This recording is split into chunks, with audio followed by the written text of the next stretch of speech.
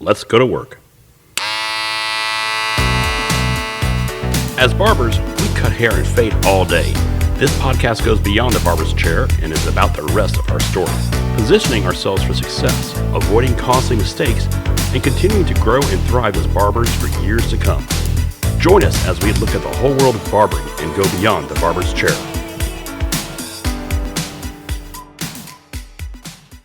In this episode, we tackle the subject of foot pain. If there's one thing that I could take away from this industry, it would be that, and everything would be a whole lot easier. At least that's what I want to say, right? So I spoke with Dr. Quentre Shannon with Legacy Chiropractic, and we broke down everything having to do with the feet, from ways we stand to the kind of shoes we wear, and the things that we can do to make our day-by-day operation much more comfortable. I'm going to get out of the way, and we'll go straight to the interview. With you standing for as long as you are as a barber, there's going to be a lot of muscle engagement. You know, your muscle is going to be engaged to keep your body upright. So stretching is going to be something that's going to be important. Another thing is just thinking about the type of shoes that you're wearing. So with some barbers, they don't wear the proper footwear to allow them to be able to cut throughout a whole day. Even with that, if you have the proper footwear, if you have it for a long period of time, so, you know, if you have these shoes that you're working in, you know, every day in, day out, and you have these shoes on, you know, they're 3, 4, 5 years old, you know, they're too old. You know, you need time for, it's time for new shoes at that point, you know? So it's simple things like that that can make a huge difference. You know, you're treading on some sensitive property with barbers in the shoes, man. It is amazing. You'll see these, like, you know, I'm involved in some discussion groups, like a couple of Facebook groups with barbering, with the 245 Chris Bazio's Barber Academy, and you see them come up here. People start taking pictures. All right, guys, show me your kicks, and they'll show what shoes they're cutting in. Here's what surprises me. I'm not comfortable in a pair of Converse All-Stars. I mean, they look cool, but if I have them on my feet, I'm not comfortable at all. I can barely walk in those things. And you got guys cutting in them. Or you'll see Skechers, or, you know, all these others. You'll see some Air Forces go in there, some Jordans. You'll see the whole gamut of the shoes. People just showing off some really cool shoes. And yeah, they are cool shoes, but I got to wonder, are they actually comfortable to be working in? Right. And that's the thing, longevity. You gotta think about that. Is this something that is gonna prevent my body from breaking down? You know? So I guess as a barber, because I'm just thinking about if I was a barber, it would be about a look. You know, I want to have a certain look, so I get that. Right. You know, I know. Well, now, so let's stay on this here. So let's say I got a pair of All-Stars and I want to wear them when I'm cutting. Is there an insert that can go into that shoe to make it better, for lack of better terms? Yeah, I mean, there's you know, different things like inserts that you can use in just about any shoe that can help out. But of course, it depends on the person, what they have going on. Mm-hmm. So, for example, if a person doesn't really have an arch and they're flat-footed, and if their feet with their weight, if they put more pressure like on the inside of the foot, then that is really a prime situation for somebody to have knee issues, just because of all that weight that's being put on the inside of the foot is putting a lot of pressure on the knees. Mm-hmm. So, you know, if down the line, you know, somebody has some knee issues, it's probably because years and years and years of them putting that weight on the inside of their foot has caused that. Well, what about on the outside? If they hold more of the weight on the outsides of their shoes. So with the outside, that can affect outside the of the feet, yeah. Yeah, outside, yeah. So on the outside of the feet, that can affect the knees as well. The difference between the two is that if somebody has weight on the inside, it's going to be the inside of the knees where they most likely will feel some type of pain that comes to the surface. Mm-hmm. When they have weight on the outside of the foot, it's more so the outside of the knees or the outer part of the knees where they may have some aches, pains, and discomforts. But when somebody has weight on the outside of the foot, there may be some issues going up to the hip as well. Is there a simple way for a barber to be able to keep in mind to, I guess, put the weight right in the middle of the feet? Is there a simple way to do that, or a mind hack or something like that? It's just something where you have to be a little more conscious of it. Because even when they stand a certain type of way, they know if they put more weight on the outside of the foot or on the inside of the foot, So it's something where you have to be a little more conscious of it. And if you realize, hey, I'm putting more weight on the inside of my foot, let me, try to balance that out. Turn the foot so it's not so much weight there. Mhm. That's something that you just have to think about. But there are different exercises that you can do as well, especially if it's somebody that doesn't have as much of an arch, or if they're flat footed. There's arches, or there's exercises that you could do to help build the arches. So one example of that, and I'm going to explain, this exercise is not necessarily for the arch. It still will help out the arch, but it's not necessarily there to build up the arch. But this may be the best way for me to describe it, where you can kind of get a picture of it. If you have your foot flat on the ground, and your foot is on top of a towel.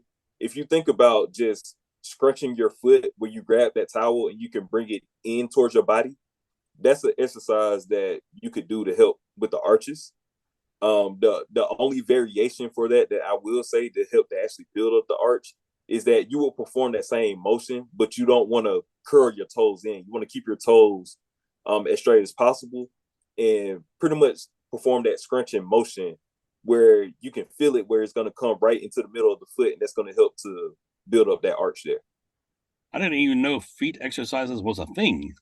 Oh yeah, oh yeah, yes sir. Now, is there anything specific we should be looking at in shoes? I'll give you an example. There's a store. There's one in Marietta, one over in Johns Creek, a couple of areas here in Atlanta. There's another one that opened up about an hour north of Atlanta, where they'll actually have you walk on a treadmill, Mhm. and I guess it's scanning the foot, and then they will say, okay, well, this shoe will do this for you here, and you're going to need to have this insole for it, something like that. Is that just sales stuff, or is that like a real thing there?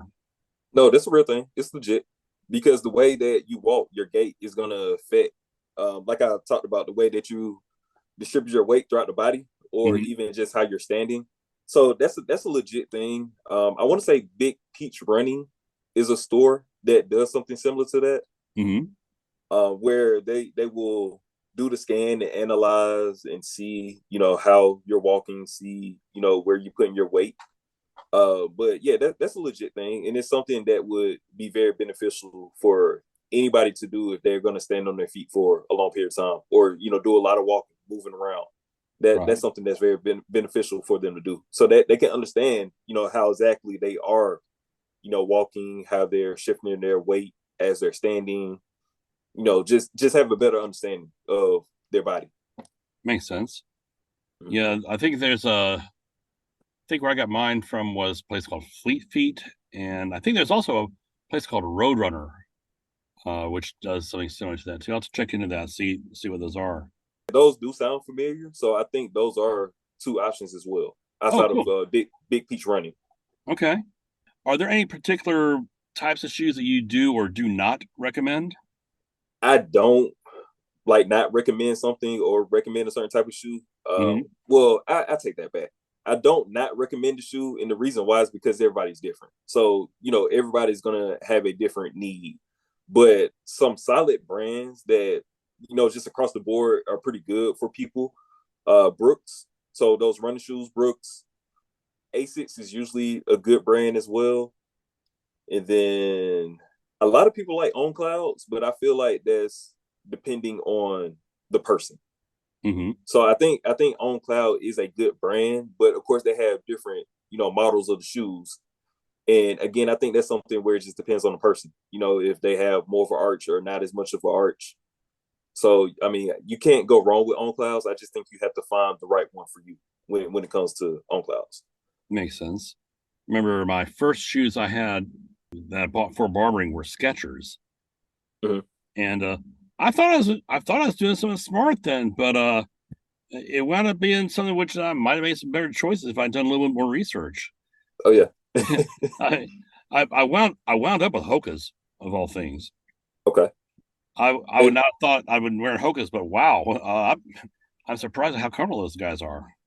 yeah, yeah. And even with Hokas, I think it depends on the person as well. Because I know some people that absolutely love them. I know some people that's like, I don't really care for them. Hmm. So, the best thing is always just to go in the store and get those scans, or just check out what's available. Even if it's just, hey, I'm going to the store just to try on the shoe, just see how it feels for myself. Mhm. because you're gonna know yourself better than anybody else anyway. You're gonna know what's gonna be comfortable for you, but it just helps to get those scans just so you know exactly what's going on. Right. So I guess Mhm. we can go there and actually get the scans just by themselves then. Yeah, you could. Okay. You could. Very cool. Okay. Yeah, because even after you get the scans, they probably will recommend certain type of shoes for you. Mhm. And I mean, if you find anything similar to it or the exact shoe, then of course that's going to be helpful. Now you mentioned something earlier about how the compensating on one foot, or I guess having the weight on one side more than the other, how it Uh, affects the hips and the lower back. mhm. Can you go into that some for me? Yeah, so I mean, it's just like anything else. I'm trying to think of an example, but yeah, going back to a car. Okay, so let's just say with a car, the wheel alignment is off. So if the wheel alignment is off, it may on one side the tires may kind of the tread you may lose it a little bit quicker than on the other side because of the wheel alignment being off. Mhm. So that's similar to the body. If you're putting more weight on one side than the other, then it may cause your body to break down a little bit quicker. And because we are weight bearing, we're standing up. The low back and the hips, they take the brunt of that. So that's why if somebody is having that type of issue where they may start experiencing low back pain or hip pain, and that's just because of all that pressure that's being put on the area from the weight being distributed a certain type of way. Because again, just from us being weight bearing, just from the ground up, that's pretty much where all that pressure and stress will go to. It will go right to that low back and hip area. Okay.